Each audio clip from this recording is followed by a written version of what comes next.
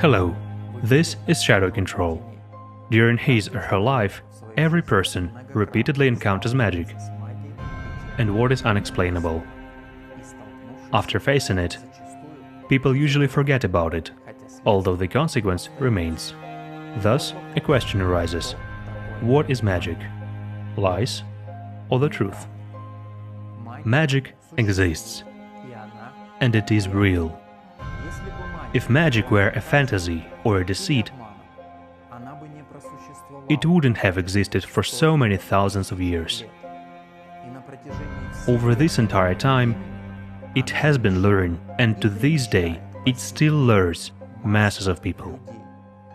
Magic is the oldest and the most multitudinous religion, the religion of Satan, and even atheists are its adherents.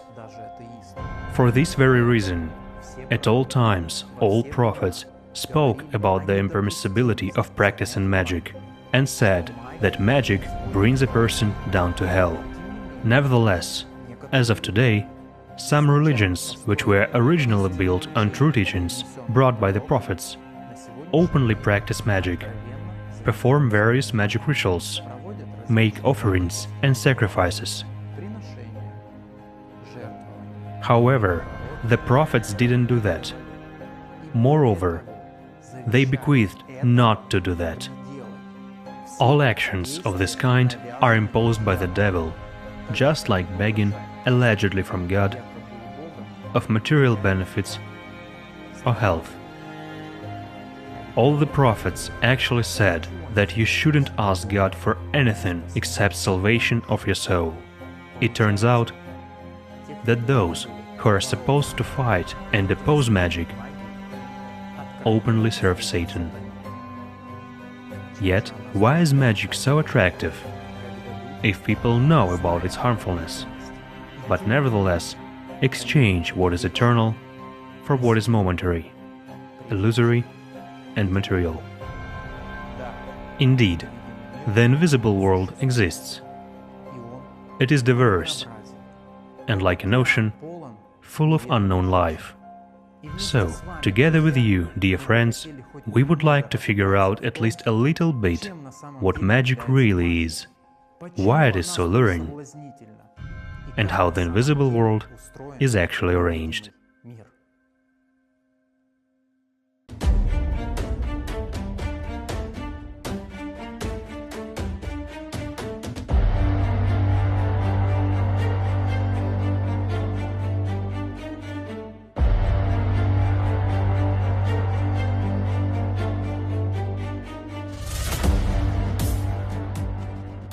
Greetings, this is Shadow Control. Today our guest is Jana. Jana, could you please say how you position yourself? Most likely, I position myself as a person who has a little more of some sacred knowledge than ordinary people. I call myself the one who knows, so I really know and understand certain things. The one who knows, can we say it's a witch? I haven't grown to be a witch yet, because a witch, ведьма in Russian, means the knowing mother.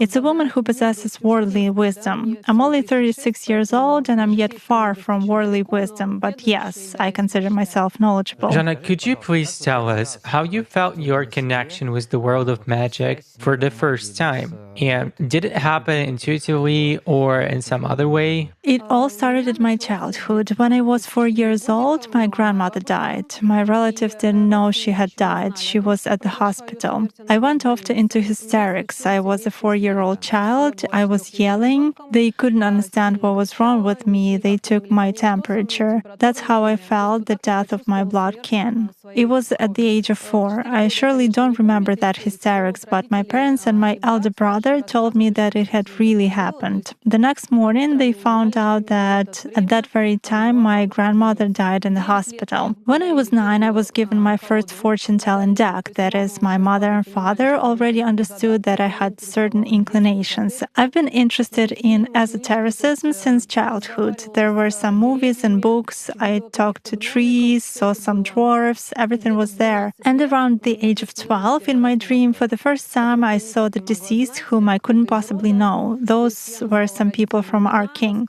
I told their names to my parents, and everyone was shocked. Around the age of 13, I started to learn and go deeper into all of this because I realized that I was different in some way. I mean, at 13, I realized that I wasn't like everyone else. Do you remember what was in those dreams? What did you see? The deceased started coming to me. That is, probably since the age of 12, I've been in permanent contact with the world of the dead, so to say. They came, some talked, some didn't. If they talked, they asked me to convey something. It wasn't always blood relatives. It happened that it was someone's wife who wanted to say something to her son, while in our family she was, let's say, my uncle's wife. So there were such moments. My parents didn't believe it at first, but when I called names and what to convey, everyone understood that I couldn't find it out from anywhere. But those were mostly acquaintances, right? Yes, sure. Any episodes with complete strangers, people whom I didn't know, never occurred. Is it still so, or can people whom you don't know come at present? No, it still goes through the kin. I was about 20 years old when I started going deeper into the kin, into the ancestral system. I started to study what it is and how to work with it. I drew a tree, let's say a family tree, and started to interact. I began to understand why they particularly come. Could you please share what this understanding is and why do these weird people come to you? I think that my task in this kin is to promote my kin through esotericism because each of us comes to our kin with a certain task. It has to be understood, accepted, and if we fulfill this task, we live well and happily. If we somehow refuse this task, then various unpleasant things happen in our life.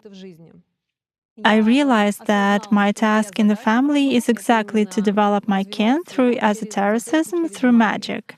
When I understood this, certain unpleasant moments in my life ended. Do I understand correctly? The task you speak of is a task during your life, right? Right. And if the task is not fulfilled, then the dead relatives actually come. Somewhere they pushed me, somewhere they taught me because I didn't have an advisor. There were certain points, certain dreams. I woke up and realized that I was moving in the right direction. That is, when I felt lost, what to do, where to go. I don't know how to do it, but I understand that I am drawn there. If I don't do that, I feel bad and some events occur in my life. Then these very dreams told me that I was going in the right direction, and in principle, they even showed me how to do it correctly. Does it happen automatically, or do you form a request? No. It definitely doesn't come from me. I have no influence whatsoever on who comes to me in dreams. I never even went to bed and asked, show me. Most of the time, if I had a question, an answer just somehow came to me, either in a dream or in a ridiculous situation. Say, I was riding a bus, reading signs on billboards, and I found exactly the phrase that answered my question. Thus, I somehow learned to read signs everywhere since I was a child. There are signs everywhere, but people often don't notice them. When you see these signs, you understand that it's a direct message from someone to you. So can you say that in the beginning of your way, you were moving slowly, intuitively? Yes, like a blind kitten, absolutely. Were there any mistakes in the way? Yes, sure, but mistakes appeared when I already began to work and go deeper into practical magic because I started with a demonic egregore. I started working with evil spirits, and it was the most difficult period in my life, the most frightening one. My psyche was badly affected. It didn't endure when I was 15. Voices and constant calls began. It was real hell. I approached my parents and said, let's go to the hospital. I have schizophrenia. Did you tell them yourself? Yes, I said it myself because it was no longer endurable. It hindered me from living. There were voices all the time. They prevented me from falling asleep. They asked me some questions or spoke something all the time. There were times when I woke up and wrote down incantations. In my dreams, I hovered over some villages and knew that I had to burn a house down there or do something bad, that kind of format. So we went to the doctors and they tested me. I underwent various tests. I remember myself passing all this. They concluded that there were no abnormalities in my psyche. They did CT scanning and something else I no longer remember. So basically, there was a moment of my immature psyche. And if we talk about the early development of practice, a person should actually start more with theory. When you immediately plunge into practice, be prepared that your cuckoo can whistle hard. Not everyone is ready for that, and not everyone can survive it and remain a mentally healthy person. Jana, this is a very interesting point. Can you tell us more about that? When you started working with the evil spirits, first of all, how did it happen? How did you decide that you wanted to work with the evil spirits? And secondly, what exactly are evil spirits? And what were your goals in working with them? Like, how does it happen? I will explain. At the age of 15, even 13, when I started practicing, there was this teenage egocentrism. What do you want? To make it quick and interesting, to have results immediately, and so that you can see, touch, and feel it. The first books I began to read were about demonology. As far as I remember, it was some kind of Russian folklore, something related to low-frequency creatures. When you simply call upon this low-frequency force with your thoughts, it is very different from addressing gods. There you need to beg, there you really need to win the favor of high-frequency forces. But if we speak of working with evil spirits, in this case, a thought is enough and they immediately come. I performed some rituals, tried some things, wrote certain things myself, and at one fine moment, a voice started sounding in my head. It happened when I was falling asleep. There was a clear call by my name, and then it kept going. Later, there were moments when in my sleep I was told what to do. Did evil spirits tell you that? Yes, they did. They told me I didn't see them, but only heard voices. The voice was neither male nor female. It was, a vivid whisper like, Jana, Jana. There were moments like that. Evil spirit directly dictated to me what I should do and how. Now I know many things without books as to how to do it correctly. This force dictated that to me. So when the evil spirits came, did the dead people no longer come, or could they come at the same time? Not at that time. When I started practicing graveyard magic, then yes, it became more acute. When I worked with evil spirits, there were constant voices and demands to give them a task. In other words, I put an evil spirit in my service with a certain ritual, and he constantly asked for tasks. I took the path of blackness, so to say. I did hexes and many other things. That is, I harmed people in different ways and broke the balance at a certain point.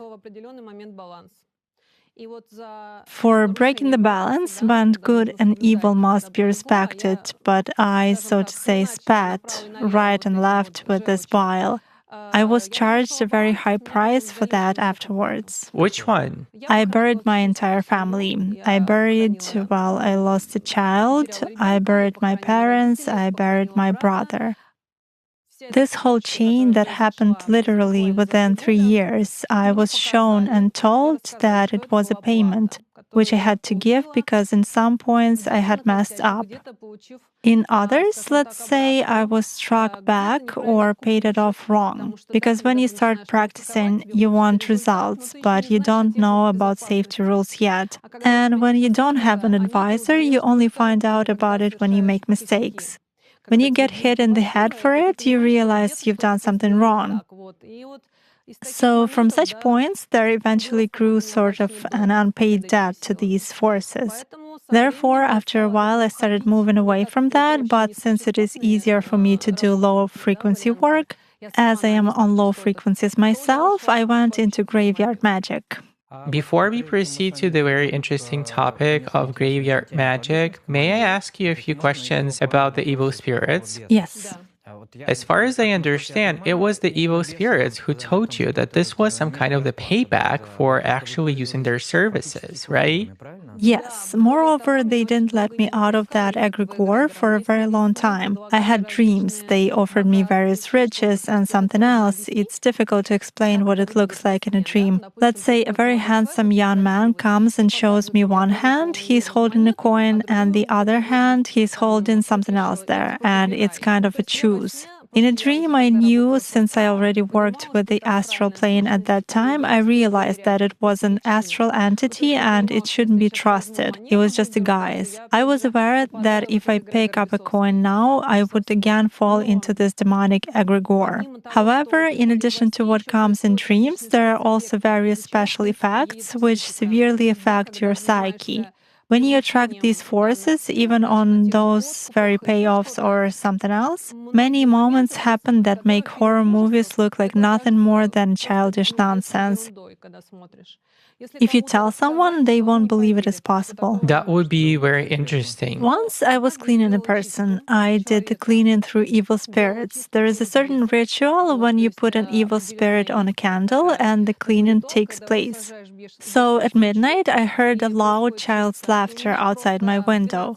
It was totally insane while I live on the 8th floor. Such a special effect. And there was another case. I was doing a ritual and lights in my whole apartment went off. It was the beginning of the practical path, so I ran. Fear was terrible. My heart was beating. I tried to open the door wouldn't open. The door had no handle, just a round wooden handle, no deadbolt. I was forcing my way into the door so hard that it almost flew out. There were moments like that. Also through a mirror. Very often when I worked with mirrors, an entity would come through the mirror and I could clearly see its outlines. In the mirror itself? In the mirror itself, yes. When you work with this egregore, you must have no fear, otherwise you will be devoured, you will become a fodder. Here you must have willpower, you must have power over them, meaning they must work for you. So these numerous nuances certainly led to mistakes. Not every person, especially at the age of 15, is capable. Let's say they will mock a person, wrap him or her around their finger, and do whatever they want. And what do these evil spirits look like in the mirror? You know how? Usually it's just a dark silhouette, like some substance of dense dark energy. I cannot say that I've seen someone's face or a hooded head. It's just a cluster of dark energy that has distinct human-like contours. So you can characterize these evil spirits as a cloud of energy?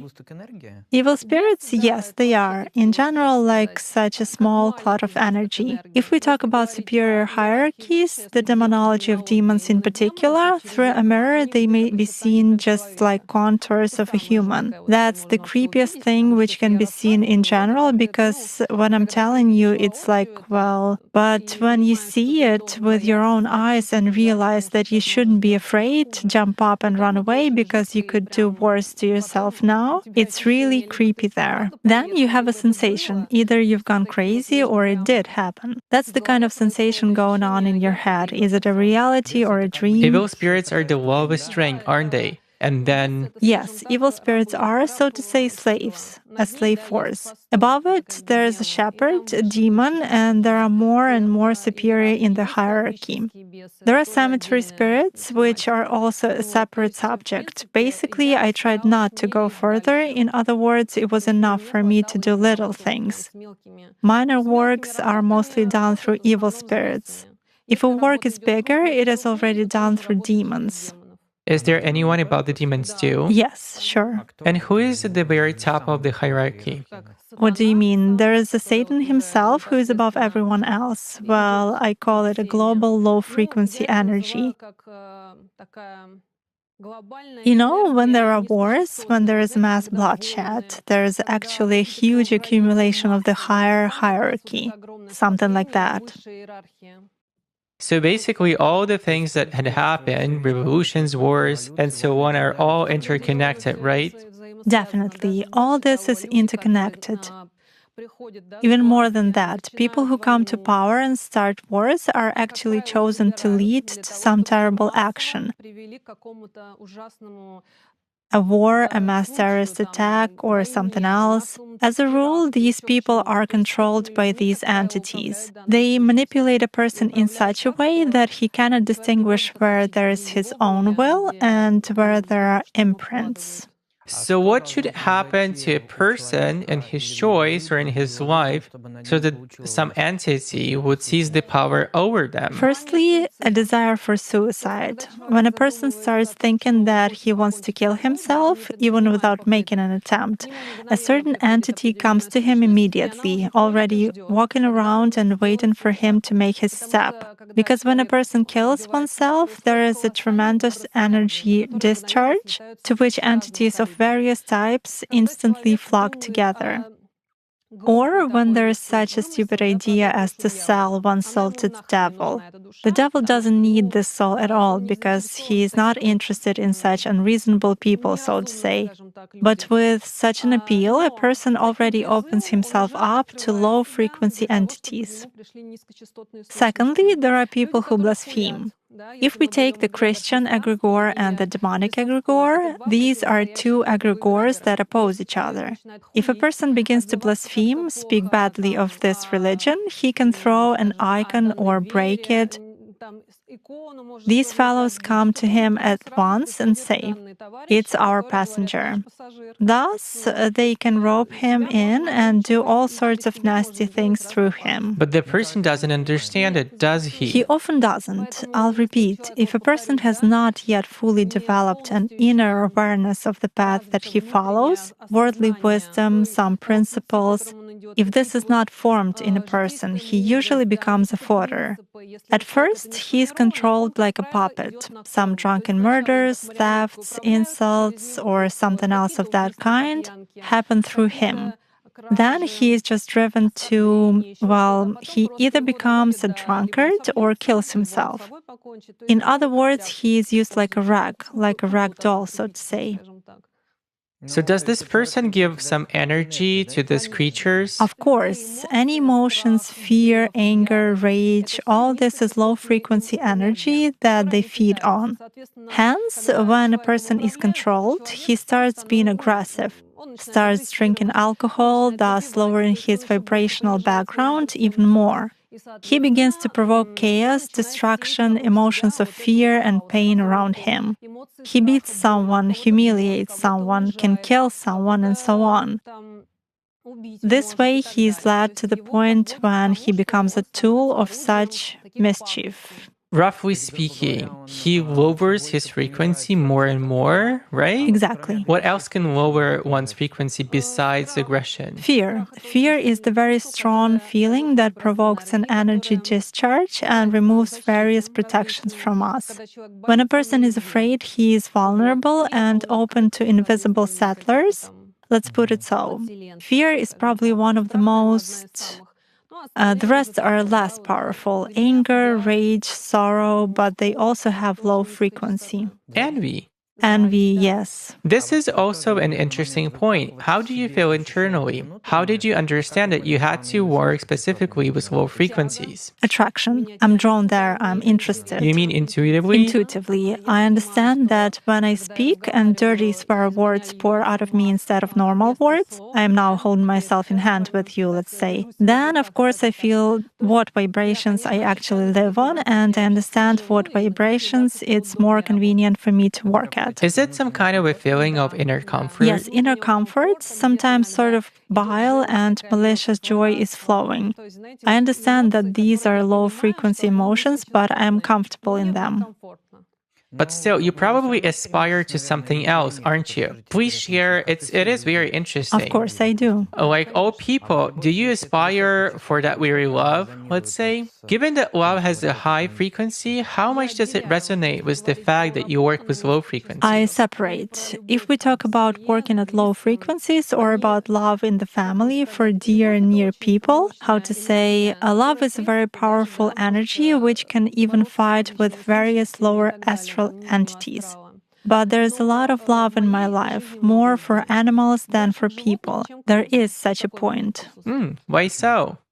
After many years of working with people, I became disappointed.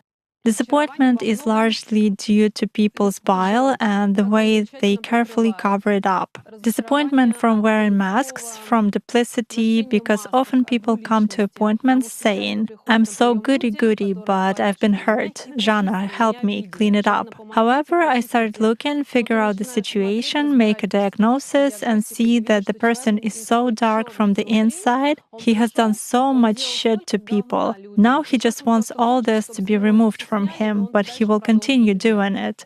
I see right through people like that. After many years of working with such people, I realized that I don't want to help them. May they live their own life and boil in their own shit. It turns out that these creatures, evil spirits and so on, that are in the service of a person who comes in contact with them, they can do both good things and bad things? Yes. Cleaning may also be done through evil spirits and through cemeteries, and those cleanings are very powerful and good. Again, it's energy that can be used for good or for destruction. Of course, this egregore implies mainly working with destructive stuff, so people who work in it do more negative things anyway. But it is also possible to ensure cleaning and protection with the help of evil spirits.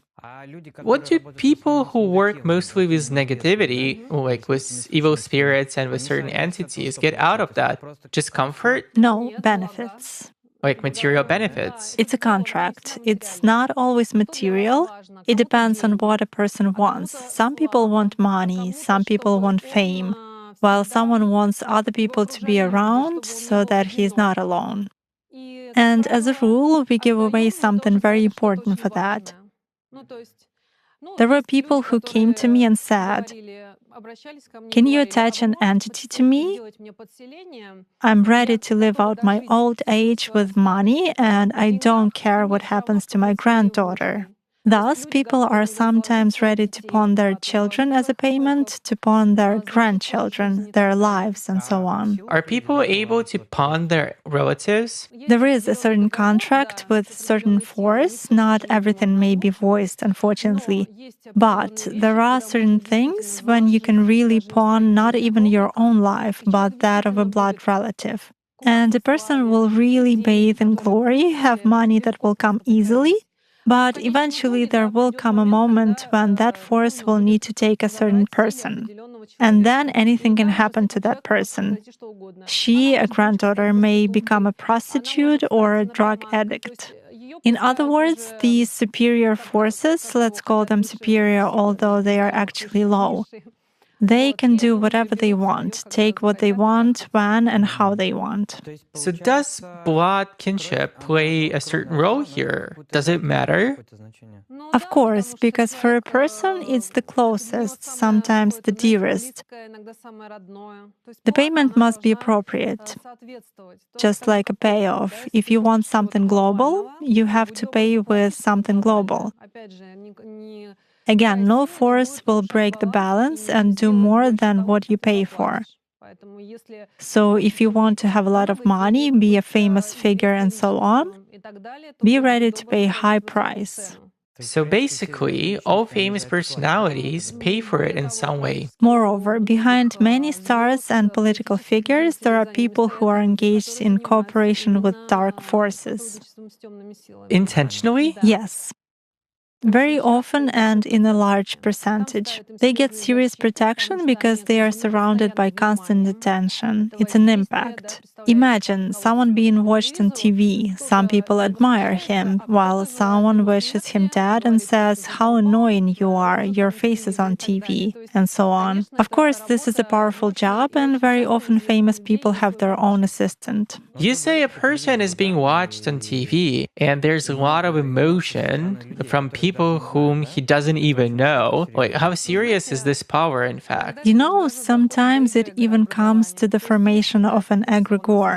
There is a persona, a star who is believed in. A lot of people worship and emulate him. And an egregore is formed around him. It is something energetically powerful, which a lot of people give their energy to. Even later, if they start hating him, it is still energy that a powerful egregore can transform from negative to positive. And it surely affects when a lot of people wish someone harm. Protection is needed in this case anyway. Do some entities use this energy too? Of course. So they use it on purpose and... If there is someone behind a person who gives him these benefits by making a contract with a certain entity, of course, this egregore feeds this entity as well. Otherwise, if there is no egregore, the carrier himself will have to share his energy, and he won't last long in this case. When there is a powerful egregore, this energy is drawn from it like from a vessel.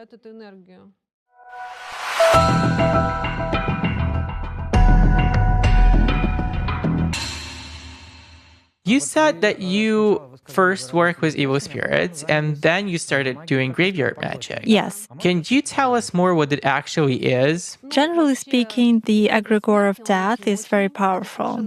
It's a completely different territory. These are completely different vibrations. They are very low. This sensation of death, well, I cannot even compare it with anything else. I mean, when I work in a graveyard, this is an inner sensation. Sometimes tears may come involuntarily when I call them. This is already an interaction with something different. Let's take some religion, okay? We come into this world, we may believe in one God or in another, but everyone dies in the same way. Death comes to everyone, regardless of what religion, what egregore, what system, and so on they were in. It's a completely different force, a very powerful one. I work with cemeteries more for myself, for some of my needs. I used to work with people in the past, but at some point I became uninterested and lost the desire to help people. Nowadays, let's say people are so perverted and dark inside that sometimes I just don't want to break the balance. Somebody's eating you up, so let them eat you. You deserve it. Over the years, I've come to realize that I don't want to help anyone. Does it work somehow selectively for you? Selectively. Of course, there are people who come and I feel I can help. I feel that I should do that. And it's even without cards for the most part. It's on an intuitive level. So you work with your clients based on these various sensations, on how much you want to. Right. I'm not after money like many other practitioners who need as much as possible to make a curse or to cast a spell just to take money. I'm interested in the process itself. I'm interested in analyzing certain cases. I'm interested in personal meetings. When I have a living person in front of me, I am in direct contact with him. I connect to him and feel internally whether it's worth helping him or not. And how do you work in graveyard, if it's not a secret? I enjoy working with graveyards. A graveyard is a place where there's also a church. There's a certain energy in that church. People don't get married and do not undergo christening there. There is a certain energy of death in such places. Funeral specifically, right? Yes, mostly. While a cemetery is where there's just an area of the cemetery but no church, if we distinguish the concepts. In a cemetery, I work through the master. Only once I work through the mistress of the cemetery. Yes, it's again intuitive. When I came to work in a cemetery for the very first time, I came by intuition. I just mentally turned to some, let's say, collective energy, which is the master, and I needed a certain grave there. Did you know which one? I knew what name I needed the grave with. So it was an order of some kind? Yes, it was an order. But I went to make a purchase, an offering, so as to get to know that place. And so a dog came, I remember it very clearly, and it just ran forward, sometimes looking back at me. I followed it. When it brought me to this grave, that inner fear, some kind of a horror, along with admiration and awareness that it wasn't a dream. That was a sensation I remembered for the rest of my life. When such a contact occurs, I feel it immediately. When I come to one cemetery, I feel that something is wrong here. Some drunkard has fallen out from behind the fence, it's like an obstacle. Or at some point, everything is covered with snow if it is deep autumn or winter. Well, in that case, there was a clear response. I mostly get responses through animals. When I work at a cemetery where my mother is buried, an owl always comes flying. I even have a picture in my phone. The owl flies in, and I know for sure that it's a response, so I work with the grave. There are also working graves, active ones, so to say, and there are deaf graves, which make no sense to work with. What does it depend on? Residual energy. Residual energy, when I interact, I feel that it is active. They still hear me there. They accept my offerings, let's say a commemorative rite that is done on a grave. But when a grave is deaf, I try to manipulate it and there is silence in response. But these are more recent graves, right? No, they can be very old. It exactly relates to the residual energy which remains on graves for some time. That's what it gives. I never work with children's graves. Why? Because, as a rule, when a child is dying, he or she has no awareness of death. And when you work with children's graves, first of all, this is how the most terrible curses are done for death. If you attach a dead child to a person, it is practically impossible to remove him or her afterwards. That energy is attracted to the living one, it feeds on it. So the energy is deliberately attached. Yes, a dead person is attached, but even when a practitioner works with a child's grave, he can also catch that energy on himself. Therefore, as for me, in my entire practice, I never worked with children's graves, and it's a taboo for me. But mostly there are such special effects. From time to time, I hear someone's voice, or I stand near a grave, and it's as if someone gets acquainted with me. I'm next to myself, or I somehow hear fragments of phrases in my head. I clearly understand that I'm in a dialogue. There are moments when animals come. They come clearly, lead me to the needed grave, and then stop. Once I was even looking for the name Ramil, the rarest name for us, and I was taken right to Ramil's grave. This is really, at such moments, I just think, wow, even after working for many years, sometimes I cannot believe it is possible. Did you ever have cases when, let's say, people who contacted you told you things which surprised you? Well, there is no such contact like a straightforward conversation. It is usually, point-by-point phrases of some kind. And what about? I like sweets, or bring me some vodka, I want to smoke, or let's say I loved her, help my son. At that, I don't know who that son is. There are just some phrases that I hear as a voice in my head, but again, it's not clear a man's voice or a woman's voice. But these are different voices. They are different, yes. Evil spirits manifest through a vivid whisper. As a rule, it is something between a male and female voice, but I kind of more feel that it's a man or a woman speaking. So in some of the rituals, you come into contact with these voices, right? Yes, exactly. If there is purposeful work. If it's a purposeful work, if I need the deceased to take something away from someone, or on the contrary, to attach something to him. What does that actually mean? Suppose you come into contact with a deceased person. So you attach him to some person and he's like, for a certain fee. I pay a fee to the graveyard master and perform a rite on the grave of the deceased. So there is a separate payment to the deceased, a separate work with the master, and I also clearly stipulate in the contract what I want from the deceased. What he should do, whom he should go to, whom he should follow, who he should cling to, and so on. But it's only his blood relatives, or not necessarily? No, absolutely not. There is no difference here at all. So this dead person then consumes energy of a living person? His residual energy clings to the living. When I attach him to a living person, he begins to feed on that person. Often when I settle a dead person into someone, it happens that the living person gets new taste preferences. For example, he never smoked this brand of cigarettes, but suddenly he is attracted to this particular brand. He never liked this perfume and suddenly decides to like some sweet one. Such things begin to happen. Limbs get cold, people often break into a sweat, their legs hurt, they get confused, or a person often stumbles. There is always a sensation that someone is standing behind them and the person is constantly looking around. There is a sensation that someone is watching. Exactly from behind? Exactly from behind, usually, yes. At such moments, it is already possible to say that perhaps there is a necrotic attachment. A person starts having dreams about cemeteries, about some coffins. That is, the theme of death begins to be present in dreams.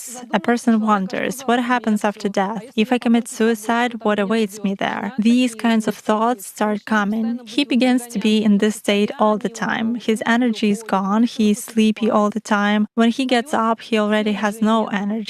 He seems to have slept, but he feels like he hasn't slept for a week. This way, little by little, a dead man is eating him energetically, so to say.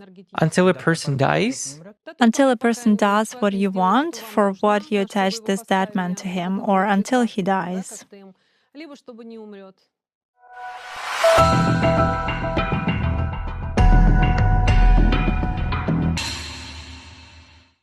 Jana, please tell us, who are the cemetery masters? You know, there's an erroneous opinion, let me begin with it, that a master is the first person buried.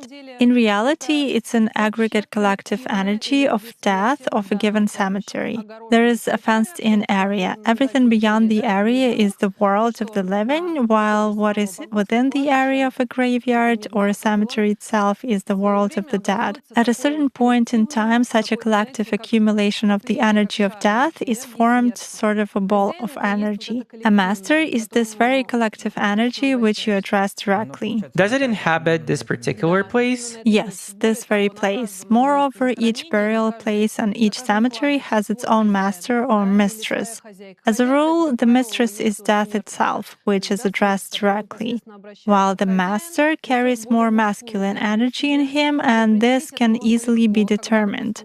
For example, when I come to an old village graveyard, I clearly feel the master there. I want to bring cigarettes or vodka, according to my inner sensations. When I worked in one of Moscow cemeteries, I came and I wanted to buy cookies and a black kerchief. So I realized that I should appeal to the mistress there. Moreover, a sensation arises several days before I go to a cemetery. They already know everything there. They are already waiting and know long before that you will go there and will bring something. Sometimes they ask. So the sensation that comes to my head doesn't just come from nothing. I never ate those cookies and suddenly I wanted to buy them. This way they show me that this is what I should buy. Are you afraid when these wishes come? Not anymore. In the beginning, it was certainly scary. You know how it was? Not that it was frightening, but there was a feeling. Is it my schizophrenia or reality? But when a dog or a cat leads you to the needed grave, when they show you a rare name that you need, you understand that it's not schizophrenia. They really hear you, they really lead you, and they really tell you what to buy. Yet, let's say when a dog or cat leads you, do you feel your own power in that? No. At the cemetery, I feel, generally speaking, it is advisable to realize that you're just a mediator between forces. When you start feeling your power, it's already an inflated sense of importance. Then you become stuck with this feeling and you may miss some important points. You may even be punished for that. Therefore, when you come to work in a graveyard, it's important to have a global respect for this place, to observe all the safety rules and to be careful with procurements and payoffs. You not just toss and dump out some items, but lay them carefully. It's like coming to someone else's home where you really respect all the rules. And I do understand that there is a force there that is many times more powerful than me, so I should deal with it respectfully. Not to be afraid, because you mustn't experience fear in such places. And when you already feel a contact, it means you are admitted to work in this cemetery. There are also cemetery guards. It's a separate topic. This exactly relates to cases when a person goes there, but he is not let in with his ritual. A pack of dogs appears that may bite him. Some drunken vagrant comes and starts bothering him, or a guard starts asking some questions. In other words, any kind of hindrance appears. Who creates it? That very collective force. So it doesn't want to let a person in. Right. You come, but they don't like you for some reason. In this cemetery, you are not accepted. Roughly speaking, they push you out, showing you that you're not welcome there. You know, many people write on the internet, and people say when they come to a cemetery, they experience an unpleasant sensation. It's unpleasant for people in cemetery. Why can this happen? Most likely, their frequencies do not match the frequency of the cemetery. Although a lot of people on the contrary feel warm, somehow cozy and calm there, many say, "Oh, I come to the cemetery and I can walk there for hours,"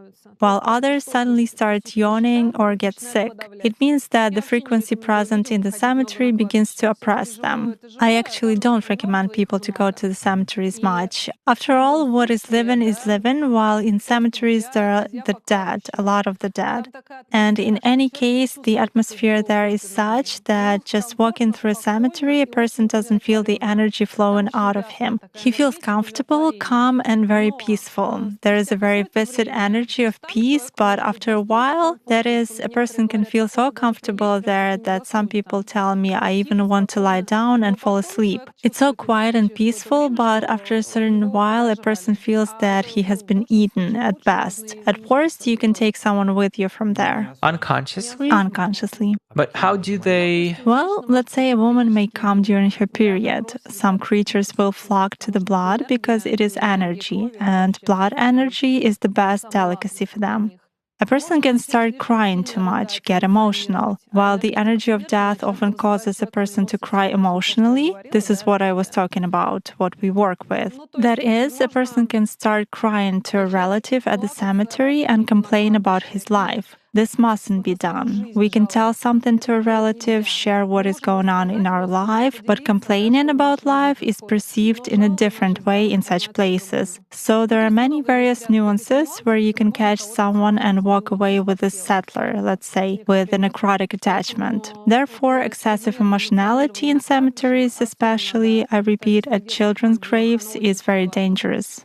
Jana, can you recall, if it happened, of course, some of the most shocking cases you had in your practice of graveyard magic? Shocking exactly in the cemetery? Well, you know, shocking or surprising, which surprised you very much.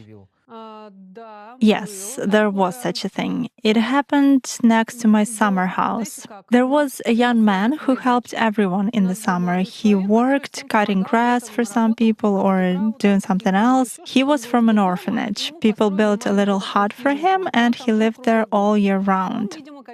He must have been saving up some money. And one spring day, they found him hanged in that hut. I had no contact with him at all. I just occasionally heard something about him. Hello, goodbye. I wasn't friends with him.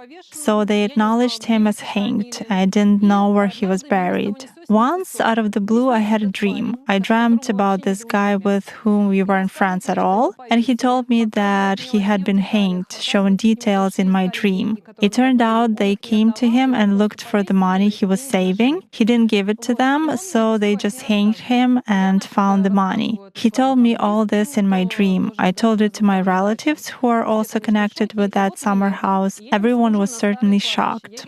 Later on, in summer, my husband and I went to an old cemetery. I went to the graveyard to work there. I entered, made offerings to the master, asked for something, turned around and saw a monument at a distance with a skull on it. I logically understood that in no way someone could have glued a skull there instead of a photograph. I walked across the cemetery to this grave, approached it, and saw that instead of a skull, there was a picture of that guy who had been hanged.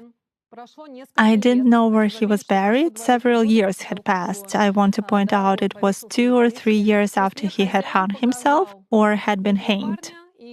So the master showed me this guy, and the story he told me in my dream came together into kind of a jigsaw puzzle. He was really buried a little bit outside the cemetery, and his grave was shown to me with a skull. This was shocking to me. Because of all the graveyards around our area, I came to that particular one where I was clearly led to the grave of the guy I had dreamt about. Such a thing happened to me for the first time. I realized that my task was to tell people that he hadn't done it himself, but had been killed. And so after that, he never came back.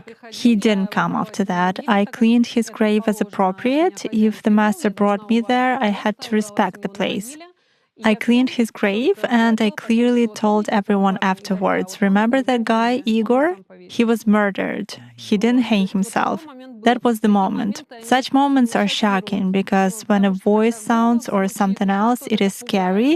But when there is a chain of events like that, you really understand that some kind of force is interacting with you.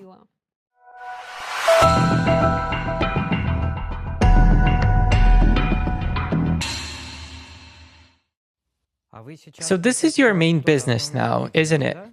The main one is that now I deal more with diagnostics of people. I hold personal appointments. I don't work remotely at all, and sometimes I work with graveyards. What methods of work do you use at personal meetings? Cards.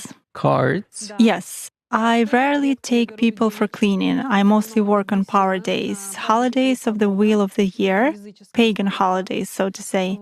And rarely do I take people for cleaning, but mostly I diagnose difficult situations where I help people to find a way out of the situations that torture them and to see the underlying generic causes. Moreover, I often tell a person what their task is. And you understand all of that by means of cards, don't you? Yes, exactly. Mantex is working with cards? Yes, Mantex is a predictive system. There may be pendulums, bilocation frames, cards, or runes, whatever is more convenient for people. Does this tool influence anything, or is this just an attribute? What do you mean, cards? I mean cards, frames, and... You know, it's mediator. It's your tool. It's a tool through which I connect to the information field. It is comfortable for me. I need to connect. I need to enter the state of flow. When I lay out cards, I connect to a person, and when I already see that I enter the flow, sometimes I basically don't even look at the cards anymore.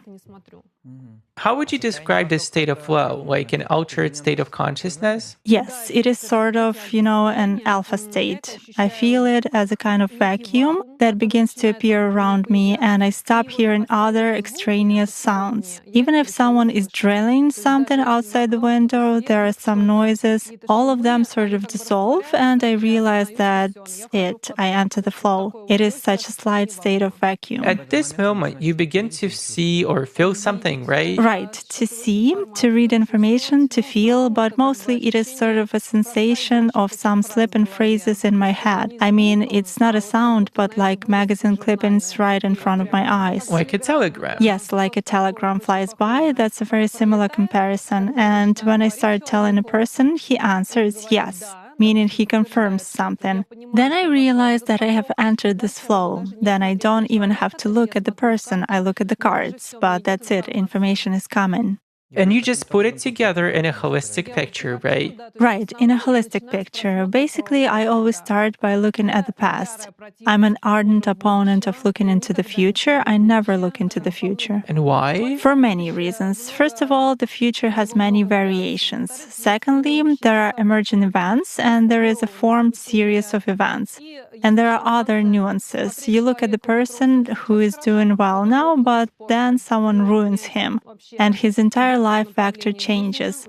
Some of his paths are blocked and his future changes. What do you mean by someone ruins him? Well, let's say I looked at a person. He has competitors in business and they made him a magic roadblock, or some kind of a Robin spell or curse. Correspondingly, they blocked some energy centers for this person and some areas in his life started falling apart. Therefore, everything I would tell him about the future, which I see only as forming events, would not be correct at all.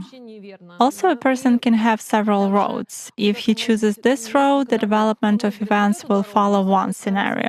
If he chooses another road, the scenario will be different. When we speak of a person's future, we deprive him of this choice. In other words, we present something to him as determined. Our psyche works in such a way that even if we reject something, we will still give ourselves an internal directive to that.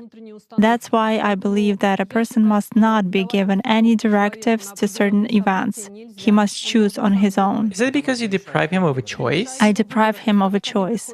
So when a person comes to me, we start with his past. Then I proceed to the present in order to understand how the past is reflected in a given series of events that has been formed. And then I give him variations. I tell him what will happen if he goes this way and how events will develop in the long run if he goes the other way. A person leaves retaining his right of choice, where I have clearly laid out what will happen and how. If I tell a woman that in the future she will have a husband, children, and so on, and she, let's say, is already married now, she will begin to get fixated. Why did she see that I will have a husband? It means I'm going to be divorced. There are many of such moments when self-suggestion begins in a person. Therefore, I don't want to take this kind of responsibility, and I think... Is it a responsibility? Yes, of course. For a person? For a person, yes. It's not even a responsibility. You can ruin a person's life. You can see the events that lie ahead of him, but he has to learn his own lesson. By voicing this to him, I deprive him of an opportunity to learn this lesson on his own. I can be punished for interfering in his life without the consent of a higher force, so to say. In other words, I disclose the information which he shouldn't know so far or shouldn't know at all. There are a lot of nuances here too. That's why I always give a person the right to choose and voice different ways. What will happen if he goes one way or another?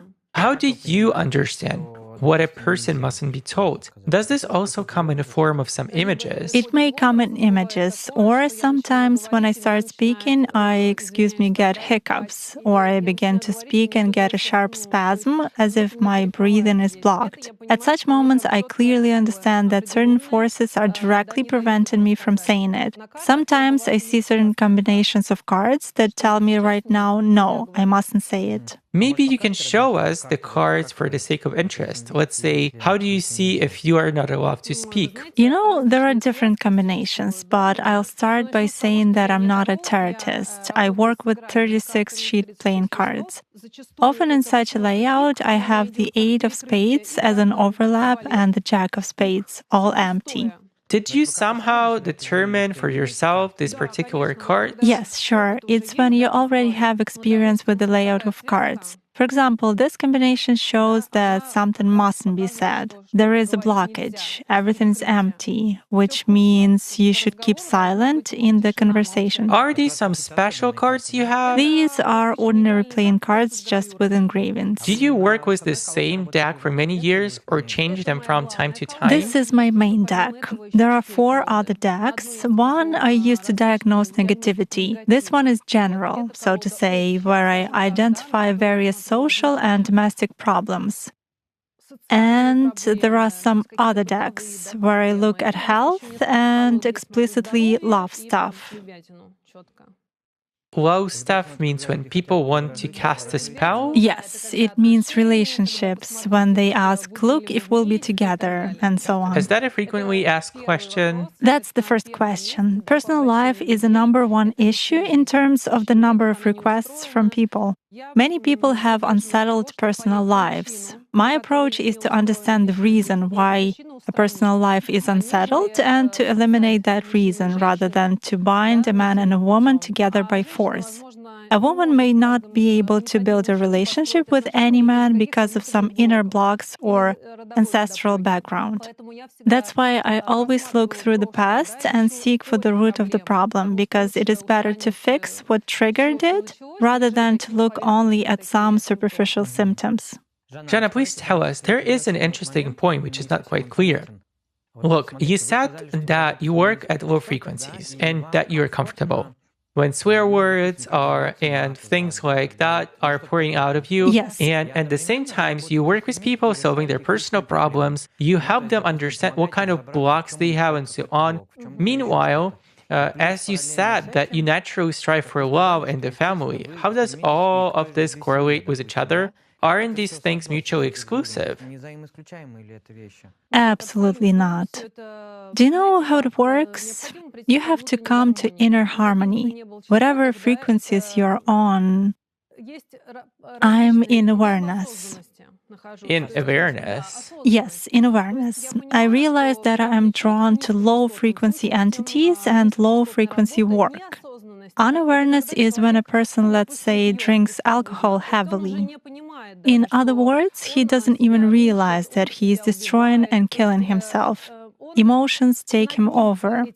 Being in awareness, I have the upper hand over emotions. That is why certainly love in the family is not alien to me. And in general, what love is. This concept is not alien to me.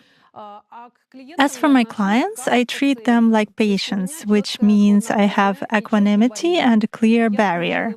I have turned off empathy, and for me, a person is an object that I interact with and help with something. I don't like making friends with clients. I don't like to empathize in any way because it may be dangerous. First of all, you can pull negativity onto yourself from a person. And secondly, you can see a problem in a distorted way. In other words, when you delve too deep into a person's problem, you empathize with him. You see through his emotionality. Thus, you will see on the cards everything he thinks. So you should totally abstract from any feelings or emotions and look at a person in cold blood.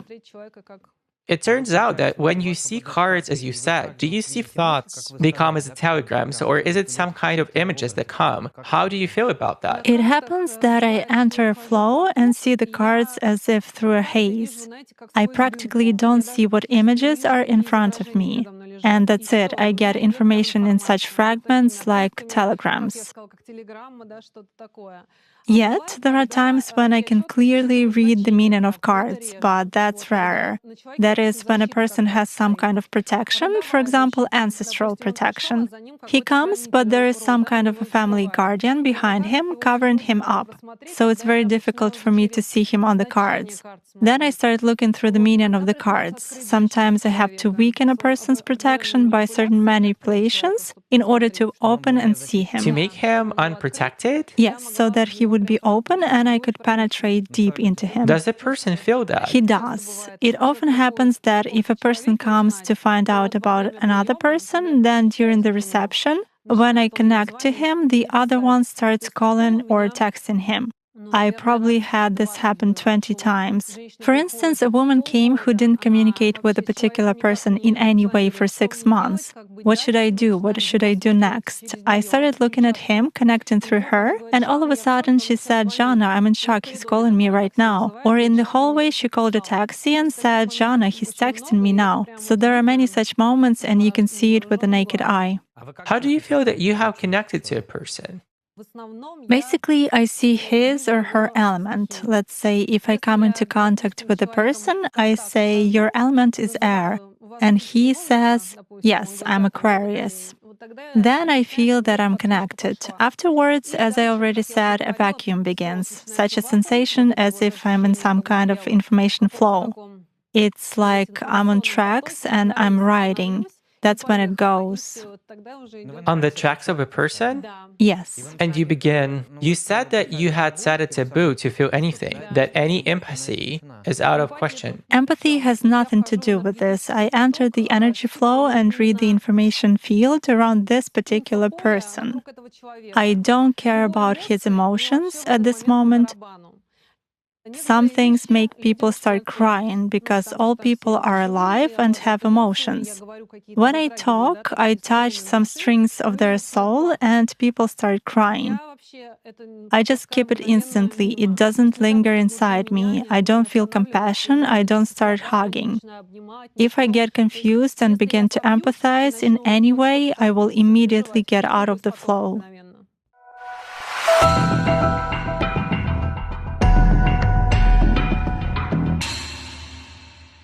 Jana, can you tell us more about the tools you work with and how it works in general? I see that you've brought some items with you. Perhaps you can share how you work with them. Yes. Well, look, if we take my pot. I found this pot on a shelf at home. It used to belong to my father, who did something with it, probably related to repairs or something else. So, why do I use this pot? Why did I take it for myself as an attribute? Mostly for fumigation. I certainly don't make any potions or brews of herbs. But if I fume a room, I burn herbs, put them in the pot, and just walk around. Accordingly, it smokes and fumigates the room, and it is comfortable for me. So this thing serves mainly for fumigation. It's very convenient. As for my ritual knife, there is another kind of work I do with it.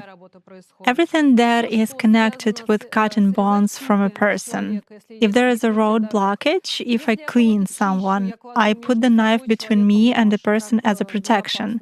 I cut off some protective elements during cleaning, then through the knife I remove everything from myself. So I work with it during my practice, and I will never cut sandwiches with it, let's say.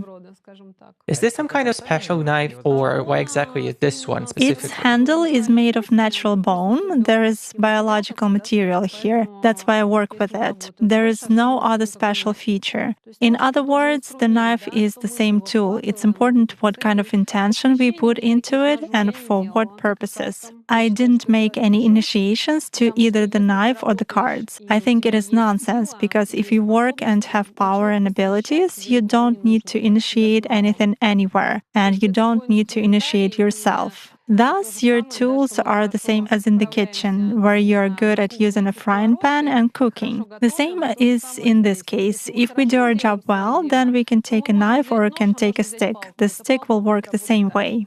You already given us some hints about the cards, maybe a few more words. Basically, the cards have different combinations that you can look at. When I do any kind of layout, I always attribute a person to a certain king or a queen, and each area of activity is also shown in some suit. The king or queen of hearts is a married man or a woman. The king or queen of clubs is an elderly person.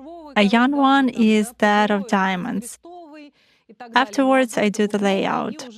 In the beginning, I always do a big layout, a cross. Many people know it. It is such an old layout on the playing cards. With a cross layout, I look at everything related to a person, some moments in his or her life, from his or her past, and so on. I always start with this layout for connecting. Through a big layout, the very first one, I connect to a person, and only then I make spot layouts for a specific question. A question must sound properly. It's not like either or, but we ask a question clearly. Will this happen or not? Are we moving in the right direction? Is there any negative influence on the person? And through separate layouts, I see answers to some questions. And this little book, is it some kind of your... It's my grimoire. It contains incantations that came to me in my dreams many years ago. I also wrote them down here. All of this I do completely with my own hands. Poker work, screwing, and fastening. I mostly connect while working. Information that I voice as an incantation part just comes to me. If I get out of the flow, I will not remember half of what I said. Does it mean you write everything down in the process? I don't write, but when I perform a ritual, speech flows out of me right in the process. Certain words, locks, and keys in the incantation. Keys are keywords contained in the incantation. Locks are something that closes. It's the final part when we close our incantation so that no one would remove it or interrupt it, and so on. But there are also incantations that I inherited from someone. My sister conveys them to me, and there are incantations which I saw in my dreams. So this grimoire contains everything that I need. There are certain layouts that I have drawn. It's a book specifically for... Is it the most valuable item among all the artifacts? Yes, we can say so too. How many years have you been keeping it? Well, the oldest one is the knife. It is almost 11 years old. The grimoire is only 2 years old, but I copied everything there from some old notebooks. Is it the only volume or do you have more? No, it's only one. And you supplement it all the time? I supplement it from time to time, but I'll repeat. If I perform a ritual and there is no clear action specified in the ritual, this speech, which can be recorded on a tape recorder, usually just flows out of me. But if I get out of this flow, I cannot remember what I said and cannot write it down. Have you tried recording yourself? Yes, I tried it once. It was very interesting, but I think this incantation was powerful exactly at the moment it came to me. I mean, when this information comes out of me, right out of my mouth, it does have some power. If I write it down, I don't think it will work the next time. The same situation is when people pass their incantations on to each other. If it works for one master, there is no guarantee that it will work for another. Is it probably connected somehow energetically? Yes, everyone inputs their own message, their own desire, their own key, a key point, an appeal to a certain force or tradition. So it is individual for everyone. I wonder how you determine personal strengths. How do you feel whether you are strong or weak at a particular moment? And when you are weak, how do you gain strengths? If I'm weak, I feel it on the physical level. I feel drowsiness, apathy, and loss of strength. Does this include magic powers too? Magic powers as well. It happens that through dreams, I am shown that my defense is being breached. I always have the same dream. It's when somebody tries to break down my front door. In other words, if someone breaks into my door and there is a hole in it instead of a lock, it's 100% astral attack on me. Someone is influencing me, and they are trying to break my defense. That's how they signal to me in my dreams. Then I strengthen my defense. I recover only through nature, walking barefoot on the ground, lighting fire, bonfire. I replenish myself most quickly through nature. Let's say you walk barefoot on the ground in the park, or if it's winter and you make a fire. Do you think about anything or just keep walking? I try to turn off the inner dialogue and imagine that roots are sprouting out of me into the ground.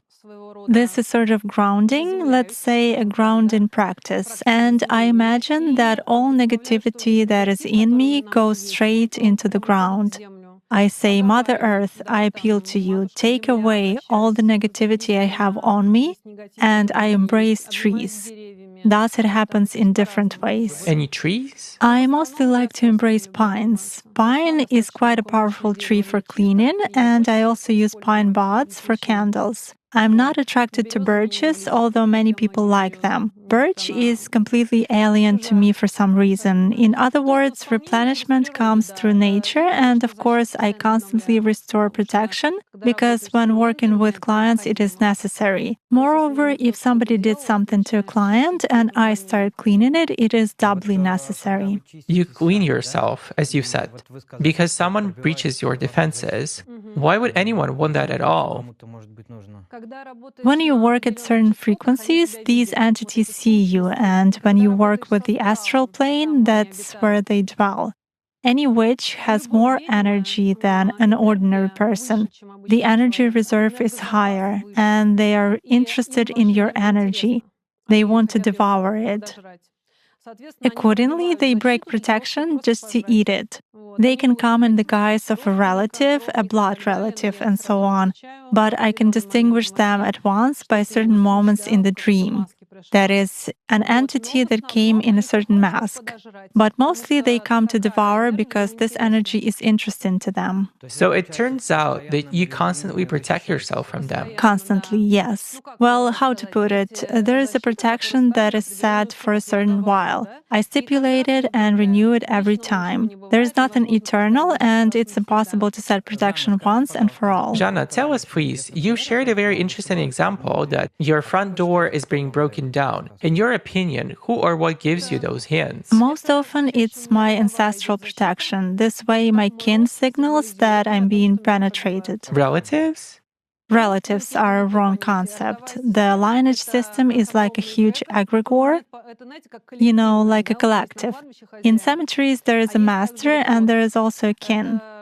It's an integral part of a person. And if there is an ancestral protection, since I work with the kin, I give a constant nourishment to my ancestral system, and it also gives me something in return. So when I get penetrated, mostly the door is shown, or one of my departed family members warns me or comes directly. Is it always deceased people? Always, yes. Jana, after you perform some ritual or enter an altered state of consciousness, how do you feel afterwards? If I precisely work through a certain force or attract some element, I only feel better. After some energy practice or ritual, I feel elevated. This indicates that I'm not using my personal power. Because if I call for some forces, appeal to them, and feel a decline in power, it means they haven't come to me. They haven't heard me, and I stupidly use up my energy. Sometimes I feel emptied after receiving difficult, psychologically unstable people, or people who are generally difficult to perceive. There can be energy devastation, and I want to wash my face and rinse my hands up to elbows. There are such moments when I want to cleanse myself right away. Which elements do you mean, like fire and water? Yes, air, earth. And let's say in case of graveyard magic, does it happen in a different way? In graveyard magic, I address through the work, through the master, through access to the energy of the dead. There shouldn't be a loss of strength there either. So basically, always after... There has to be either a neutral state or even an elevation, because when you feel a loss of strength after rituals, it means something went wrong. You've been eaten or wasted your energy. That's my personal experience. Of course, if a ritual lasts for several hours, I feel physical fatigue. I can speak for a long time, reciting some incantation 70 times, sometimes it happens, and I'm just tired on the physical level, but energy fatigue is different from physical fatigue. In which way, roughly? Well, how to say, physical fatigue is like cleaning a house. You want to sit down and rest. While energy fatigue is a sleepy state. You want to lie down and fall asleep. You are unable to raise your hand. Your body becomes heavy, and there is a mass in your head. That's what energy exhaustion is.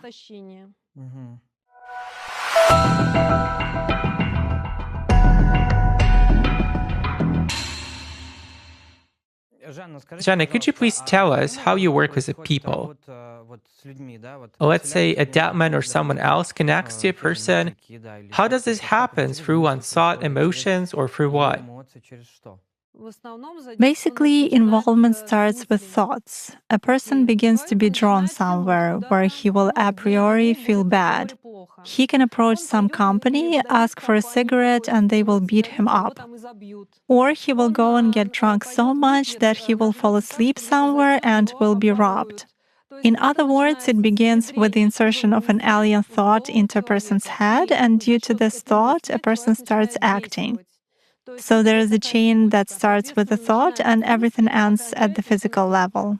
Also, for example, a client comes to you and says, I have an acquaintance and I want to do this and this to him. How do you impact that person if you basically haven't seen him yet? Well, I don't do such things anymore. When I used to do it, I did it through demons. Do you need a photo, a name, or something else for that? I definitely needed a person's photo, and in the rarest cases, I had to hear his or her voice. I could call a person on the phone as if I had the wrong number, and it was enough for me to hear his or her voice. When you have a person's photo, hear his voice, and let's say you know his name, do you form some kind of image of this person? I catch his energy trail. It is such a thing, invisible thread. I mean, I visualize this person, his image, his mental imprint. I visualize a thin thread from him to me, an energy channel. And I already shove or tie into this channel whatever I want. If we consider it associatively, that's what it roughly looks like. So you find a person somewhere in the world of energies. Yes, sort of on the astral plane. Does he feel anything at that moment? What do you think? Well, he may have a flush or a fever, or a person may stumble suddenly or begin to wander in speech. This can happen. When you work through dark forces, a person often wakes up at a certain hour during the night. While working with a person, it is especially done on holidays, because on holidays, a person usually drinks alcohol. On the New Year Eve or on the 8th of March. And you purposely wait for these holidays in order to weaken his energy, to weaken his natural or ancestral protection and begin to work on him. So when a person is drunk, he... Yes, definitely. Does the amount of alcohol matter? Sure. If a person is drunk, he sleeps. He has no control over himself. He loses awareness. So he's already vulnerable. Basically, alcohol lowers vibrations instantly, then it is easier to work. It is easier to attach an entity, and it is easier to take possession of a person's mind. Does it mean that it's more difficult to influence a person if he keeps his thoughts in purity? Yes, absolutely. When faced with various religions, it is very difficult to influence Muslims. They are in a constant connection with the egregore. They do namaz every day and read prayers on a daily basis. They are constantly under some kind of a dome, so it is very difficult to influence them. When you start impacting a person, he begins to address in a prayer. Indeed, many of them are very different from those who come to church only when everything is bad in their life. They come to pray, and then for 5 years they forget about God, some canons, and so on. Muslims, as a rule, passionately believe and passionately give energy to their egregore, and this egregore protects them very well. That's why it is very difficult to work to make any kind of influence on a true Muslim believer.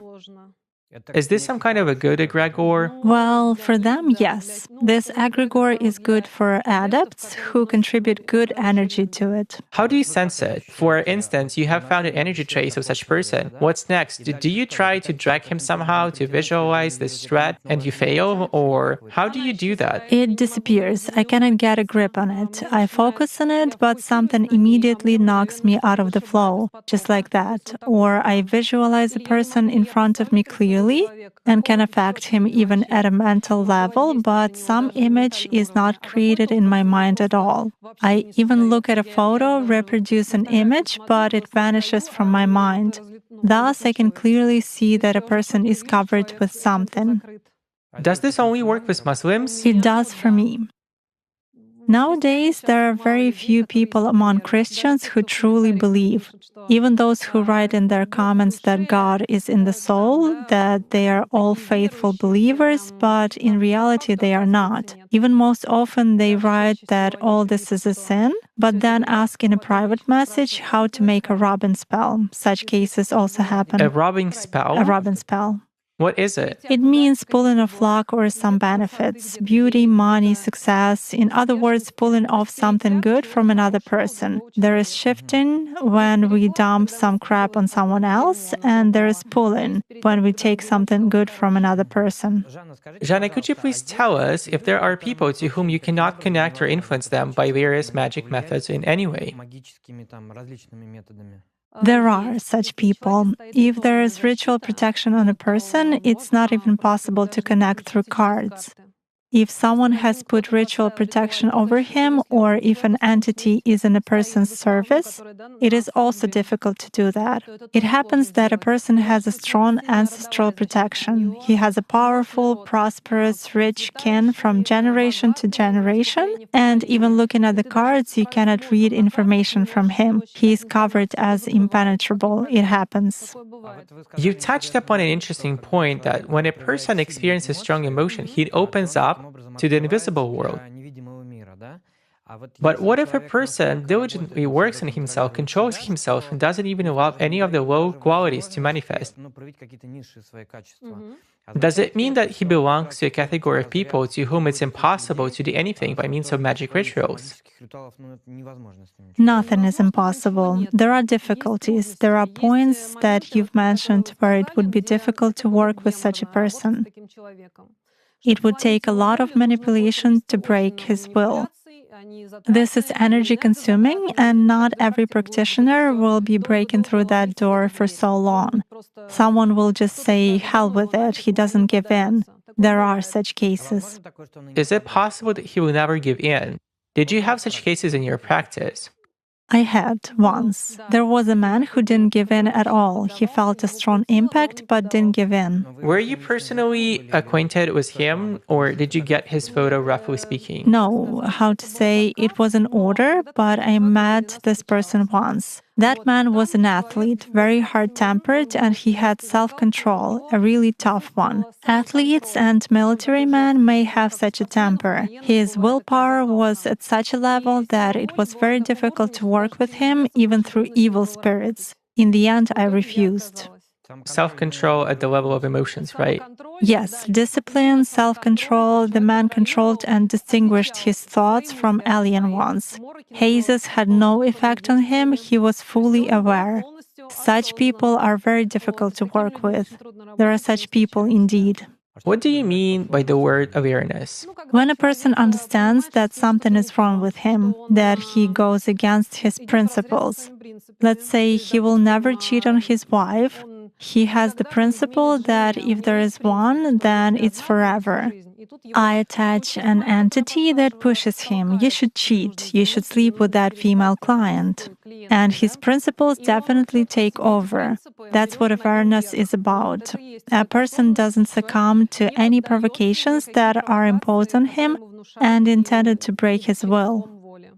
But if someone is already attached to him, can these principles not be of his own? That's exactly where awareness comes in. You realize, how come these principles not be mine my whole life? You mean, who am I, right? Right. I lived my whole life with this. Where do these thoughts come from? When a person begins to turn on such a protective element, he immediately weakens the effect of an entity or a haze. A protective element is a search for oneself, isn't it? Yes, it means to be on. You know, it's like hypnosis. When they begin to put us into hypnosis, but we catch this moment and start reciting a poem in our mind, for example, we thus immediately interrupt the state of induced hypnosis. The same is true when working with magic. When a person begins to realize that something is wrong with him, delve into himself, try to control his emotions and follow his principles. It is very difficult to work with him.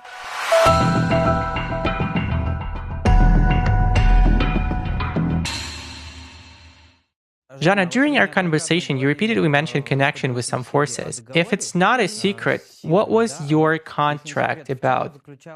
I mean, what do you pay with for possessing this power? This mustn't be disclosed.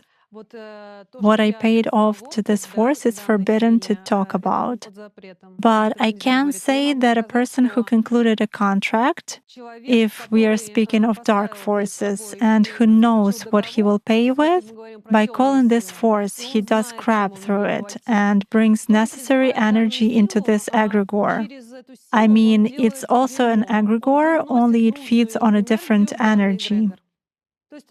The more crap I do, the more people I involve.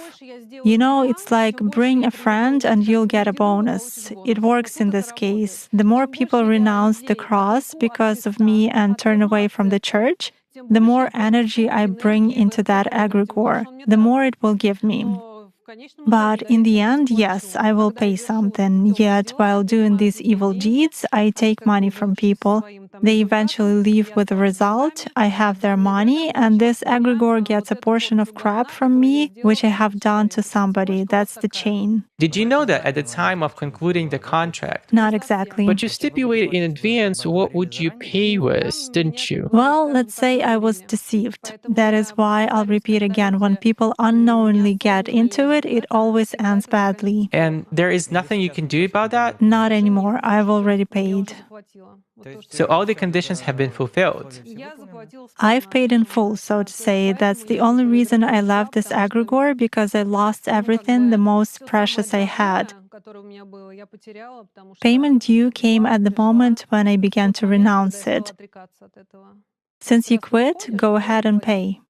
Is it actually scary to live? To live? Well, how to put it? It depends on what you're afraid of. So much around.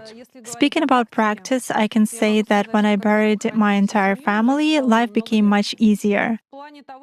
In the sense that there is nothing I can be afraid of losing. As a rule, people are afraid to live if they are not completely selfish. They are worried about their relatives and friends. They are afraid of losing what is most precious. That is probably the fear of a normal person who really loves someone and feels something. When you have nothing to lose, this fear disappears and you already realize that you are alone, one-on-one with yourself, and in fact, you've already passed the threshold of fear, which could be worse for you. To a certain extent, the absence of fear gives you strength. You stop being afraid of living, dying, and so on. Jana, what advice would you give to our viewers who might be afraid of some impact of the invisible world? Well, and just to people who would like to live happily in well-being and in peace of mind and so on. I wish such people not to break the balance. If you want others to do you good, don't do crap to others either. Because as a rule, there is no boomerang, there is balance. Think positively, because often people start telling themselves, I cannot do that, I won't make it, this is my destiny. No, you should think positively, you should attract good things into your life with your intention. Raise your vibrations, go in for sports, spend more time in nature, energize your life in every way. Don't live like in a Groundhog Day. You come home from work, eat, hang out somewhere on the weekend, and go back to work. You should develop, read, educate yourself, develop spiritually, maintain your physical shape. I mean, all this together. I can advise people to just take care of themselves, of their life, and bring only the best into it. Jana, thank you so much for coming to our studio. It's been a big pleasure talking to you. For me, it's also a great pleasure visiting you. I hope I answered some of the questions. Thank you. Dear friends, if you have any questions, please send them to our email. You will find it in the description below. This was Shadow Control. We wish you all the best.